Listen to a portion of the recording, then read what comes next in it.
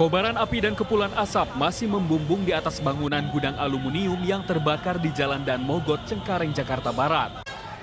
Api dengan cepat merambat dan melahap habis isi bangunan akibat bahan-bahan material yang mudah terbakar. Sebelum kejadian, sempat terdengar beberapa kali ledakan dari dalam gudang. Petugas pemadam kebakaran Jakarta Barat terus berupaya memadamkan api. Api baru bisa dipadamkan setelah 2 jam dengan mengerahkan 21 mobil damkar. Ternyata dari belakang ada asap kecil, langsung meluap. Itu saya nanya ke sebelah, ada apa di belakang, ada orang nabun apa enggak? Waduh, nggak tahu Pak, ada niat ke atas, langsung ke sebelah. Kebakaran itu Pak, kebakaran. Barang-barang yang ada di gudang semua habis. Di gudang apa Pak? Gudang korektur, bangsa aluminium, biasanya peralatan bangunan. Oh, besi-besi ya Pak? Iya, besi aluminium. Ini barang-barang pakaian. Belum diketahui pasti penyebab kebakaran, namun kerugian diperkirakan mencapai ratusan juta rupiah. Akibat kebakaran tersebut, arus lalu lintas dari arah Cengkareng menuju Grogol sempat ditutup sementara hingga menyebabkan kemacetan. Dari Jakarta, Reza Heri Pamungkas untuk CSI RTV. Alamat TKP 8787 Lombok Pati.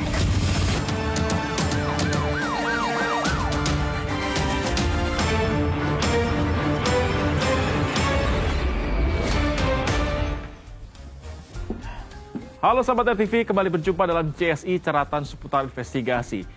AKP ini ada informasi apa saja untuk hari ini? Ya, Esra dan sahabat RTV, selain informasi kebakaran gudang aluminium di Jakarta Barat tadi, ada juga informasi mengenai seorang anak yang tega menganiaya ibu kandungnya hingga tewas akibat kesal tak diberi uang untuk beli rokok di Medan, Sumatera Utara. Bersama saya Ezra Dianto. Dan saya AKP ini Regama. Inilah CSI selengkapnya.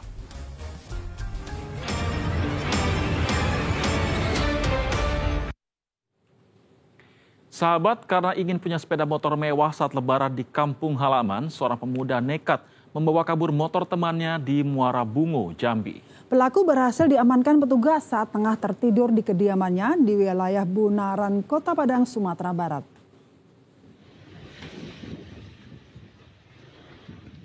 Pemuda bernama Herman ini tak menyangka kediamannya di Banuaran, Kota Padang, Sumatera Barat telah dikepung polisi saat ia tengah tertidur. Herman akhirnya diringkus petugas usai membawa kabur sepeda motor milik temannya di wilayah Muara Bungo, Jambi. Dalam penangkapan itu, polisi juga menyita sepeda motor curian yang dititipkan pelaku di rumah saudaranya di wilayah Bypass Pisang. Pelaku mengaku nekat mencuri lantaran ingin punya sepeda motor mewah saat lebaran di kampung halaman. Candi itu masuk. Keterangan dari tersangka, si tersangka ingin dan memakai kendaraan tersebut buat berlebaran sama keluarganya. Akibat perbuatannya, pelaku dijerat pasal tentang pencurian dengan ancaman hukuman di atas 5 tahun penjara. Dari Padang, Sumatera Barat, Cuabdi Nursyah untuk CSI RTV. Sahabat, informasi berikut ini sangat memprihatinkan. Tidak diberi uang untuk membeli rokok, seorang pria di Medan, Sumatera Utara tega membunuh ibu kandungnya. Usai membunuh, pelaku mengubur jasad korban di belakang rumah.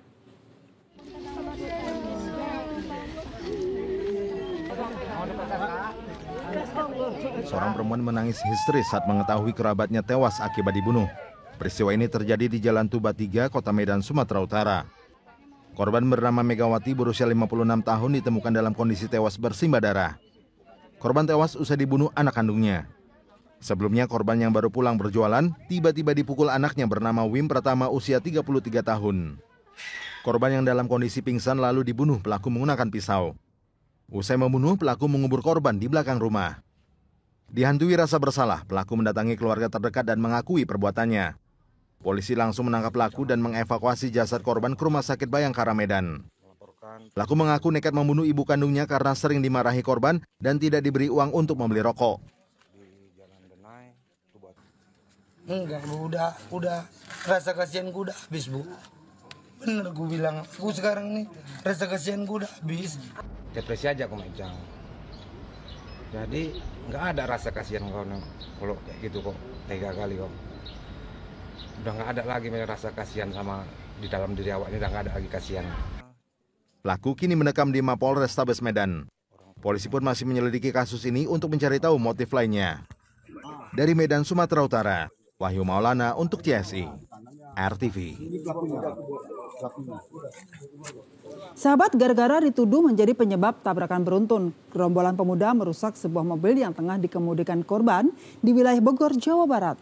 Informasi selengkapnya kami sajikan dalam deretan berita kriminal viral Miss Binal. Jangan miss berita kriminal.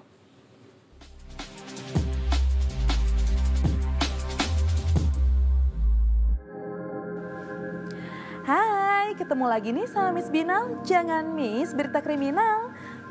Kayaknya malam ini lagi seru-seru banget nih berita viralnya. Kita lihat ada apa aja yuk. Viral pertama nih, ada gerombolan pemuda yang terekam kamera dashboard mobil milik pengendara bernama Ardi. Gerombolan pemuda ini tiba-tiba aja main keroyokan dengan merusak mobil Ardi tersebut. Mereka pun terlibat cekcok di sekitar Stadion Pakansari, Cibinong, Kabupaten Bogor, Jawa Barat. Nih, si korban yakni Ardi nunjukin letak kerusakan mobilnya akibat ulah gerombolan pemuda ini. Jadi awalnya mobil Ardi ini mau nyalip mobil pick up di depannya kan, tapi dari sisi kiri karena ia ngaku lagi kebelet. Tahu-tahu pas mau nyalip muncul mobil ngebut juga tuh dari kiri, terus Ardi banting setir deh ke kanan dan malah nyenggol mobil pick up yang tadinya mau disalip. Tapi Ardi kesel karena si mobil yang ngebut dan hampir nabrak mobilnya tadi malah nantangin dengan memainkan rem yang bikin si Ardi bingung. Akhirnya mobil Ardi pun berhenti mendadak dan bikin motor sama mobil di belakangnya tabrakan beruntun. Nah, jadilah gerombolan pemuda itu menyangka kalau Ardi yang bikin tabrakan beruntun itu terjadi. Sampai-sampai warga sekitar turun tangan tuh buat melerai keributan.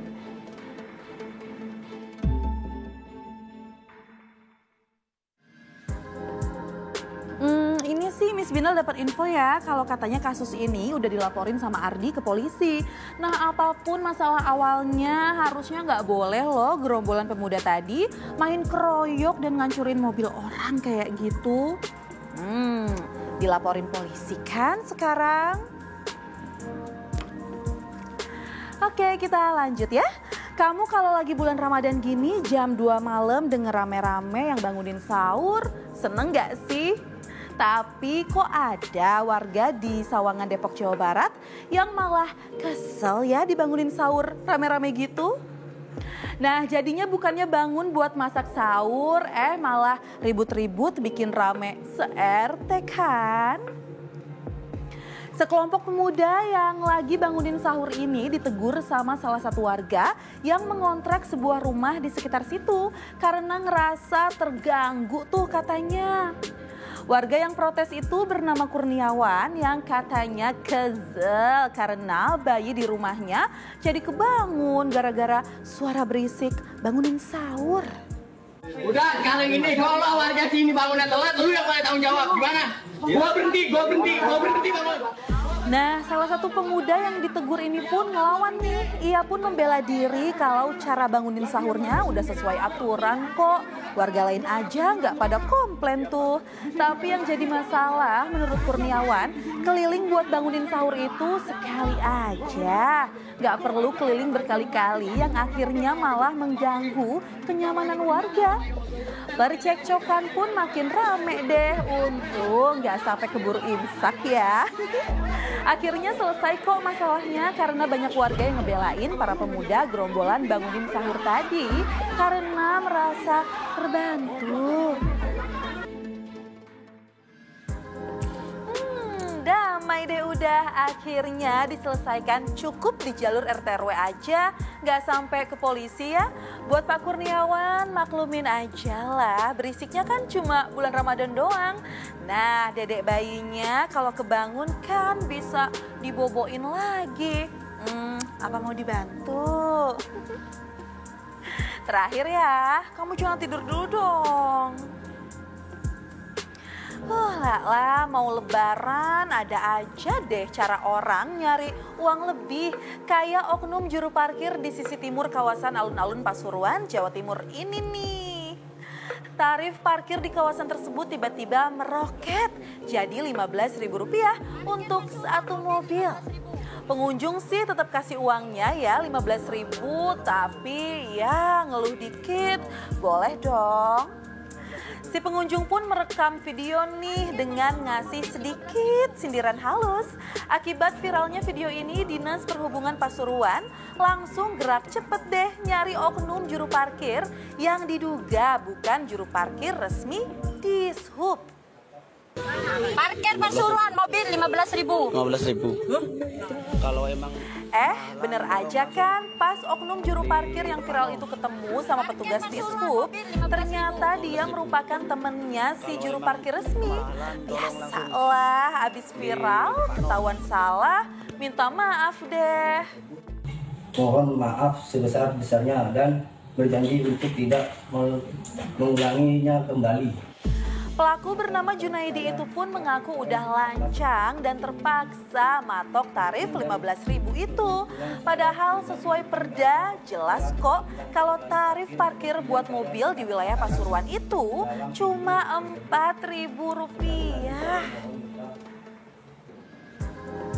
Nih katanya pelaku terpaksa karena butuh uang banget buat nanti lebaran. Ya tapi caranya salah Pak. Apalagi itu yang bapaknya pakai buat lahan parkir bukan khusus buat parkiran mobil loh. Tapi parkiran becak wisata. Banyak banget sih ngelanggarnya. Nah, pesan Miss Binal selalu waspada ya dimanapun kamu berada. Jangan sampai kamu jadi korban kejahatan atau malah jadi pelaku kejahatan selanjutnya. Itu dia Miss Binal, jangan miss berita kriminal. Dah.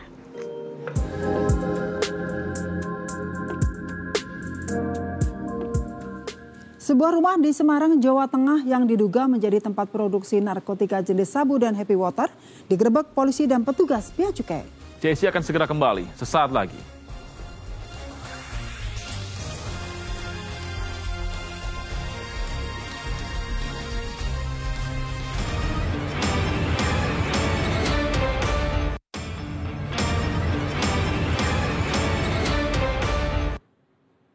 Terima kasih Anda masih bersama kami di CSI. Sahabat, satu unit rumah di Semarang, Jawa Tengah yang diduga menjadi tempat produksi narkotika jenis sabu dan happy water digerebek polisi dan petugas bea cukai. Dua pelaku yang merupakan pembuat sekaligus pengedarnya diamankan di rumah tersebut.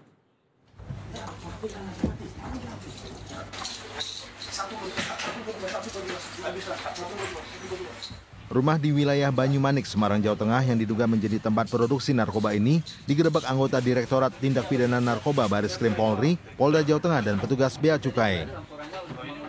Dua pria yang merupakan pembuat sekaligus pengedarnya tak bisa berkutik saat akan diamankan polisi.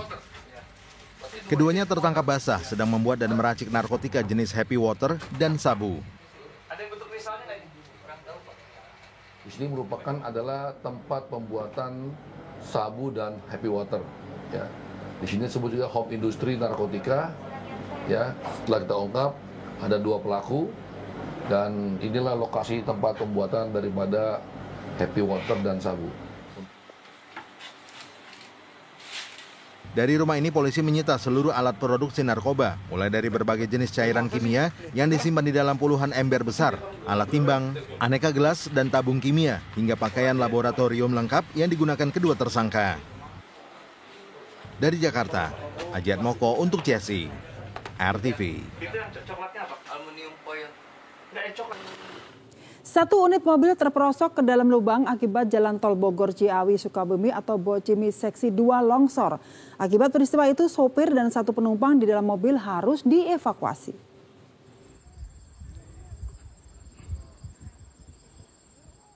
Jalan tol Bogor Ciawi Sukabumi atau Bocimi Seksi 2 di kilometer 64 ruas Parungkuda Cigombong Sukabumi amblas akibat longsor.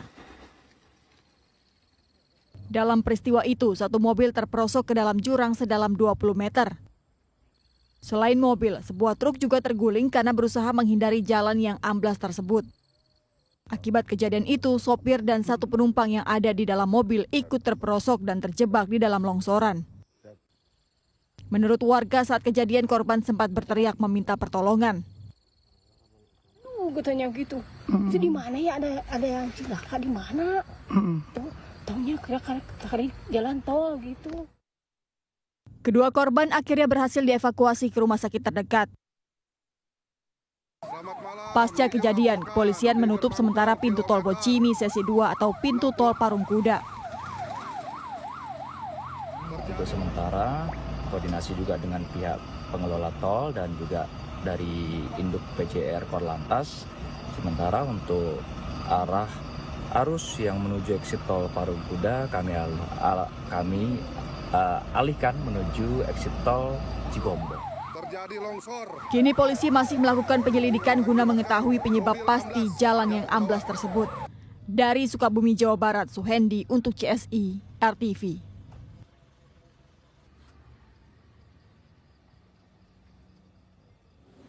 Sahabat, pelanggaran lalu lintas masih saja terus terjadi. Lalu video pelanggaran apa yang kali ini terekam? Jawabannya usai jeda, sahabat RTV tetaplah bersama kami.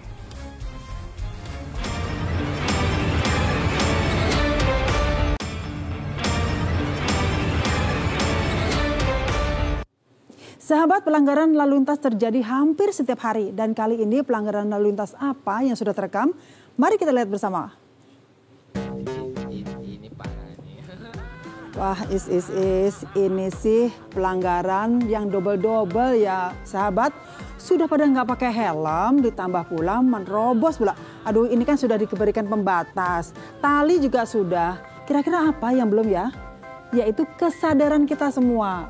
Kalau polisi sahabat terbatas jumlahnya sehingga tidak semua ruas jalan harus dijaga dengan kepolisian. Nah, untuk itu melalui kajian untuk mengurangi adanya kemacetan lalu lintas, maka adanya pembatas-pembatas ini. Nah, untuk itu kesadaran kita semua untuk membantu kelancaran lalu lintas dan juga terlebih keselamatan kita dan juga orang-orang sekitar kita. Dan juga jangan lupa, tertib berlalu lintas adalah cermin budaya bangsa.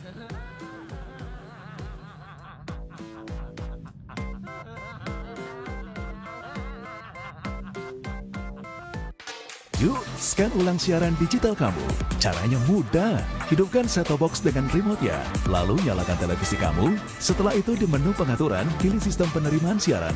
Selanjutnya, masuk ke program tuning otomatis untuk mencari siaran digital. Dan tunggu sampai prosesnya selesai. Jika siaran digital belum ditemukan, coba ulangi langkah sebelumnya untuk proses scan ulang. Atau pilih manual scan dan masukkan kode UHF sesuai kota masing-masing. Ayo, scan ulang siaran digital kamu sekarang. Jika ada kendala siaran RTV, hubungi semua sosial media atau website RTV. Sahabat, kita tiba di ujung acara, tapi jangan lupa tetap saksikan CSI setiap pukul 00 waktu Indonesia Barat. Saya Ezra Dianto. Dan saya AKP Eni Regama. Ingat, tidak ada kejahatan yang sempurna, jadi jangan berbuat jahat. Sampai jumpa.